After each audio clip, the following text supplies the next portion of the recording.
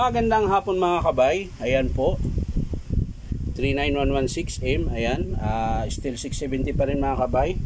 Ito po yung pang 3C ko na repair. Ayan, pang 13 piraso. Ayan. So ayan mga kabay, nakasaksak po yan. Ayan. So hindi rin po gagana. Ayan. Ayan. Wiring na naman to sigurado mga kabay. So tara, samahan nyo ako mga kabay.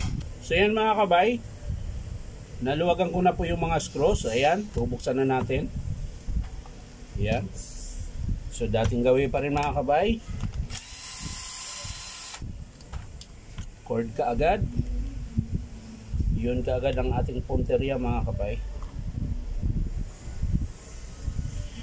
So ayan. Kasi nga po dahil dito, ayan. So bubunutin natin. Wala. Kabila. Yun. Putol na rin mga kabay ang isa. So babalatan na natin. Yan. Babalatan na natin. Yan. So ito po yung mga kabay, oh. Yan po yung naputol, eh. Pumutok po yan mga kabay.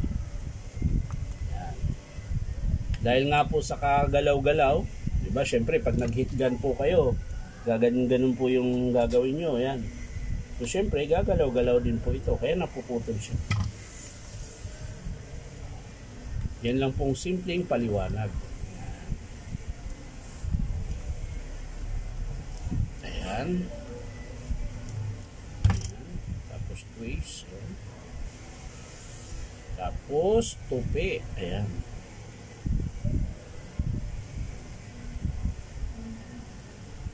Ayan. So yan mga kabay, babalik na natin dito. Ayan. Ulugan lang natin mga kabay. Ayan. Lalagyan natin sa terminal. Ayan. So yan mga kabay, naikabit ko na po yung cord. So babalik na natin yung cord clamp. Ayan. Ayan. Testing na natin mga kabay kung gagana siya. Ayan.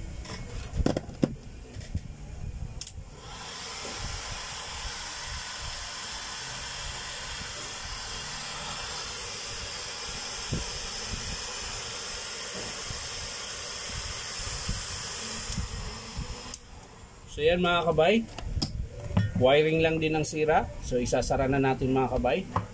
Takpak muna natin, baka may dumi. Ayan. So ibabalik na natin siya mga kabay. Ayan. So yan na mga kabay, naigpitan ko na.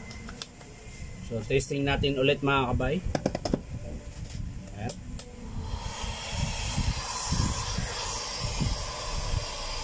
Lagyan natin ng init mga kabay. Ayan.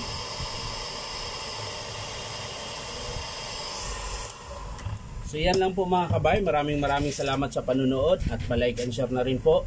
At syempre pa-subscribe din po ako sa aking YouTube account na Inom Tabay. So yan lang po mga kabay. Maraming salamat. Bye-bye.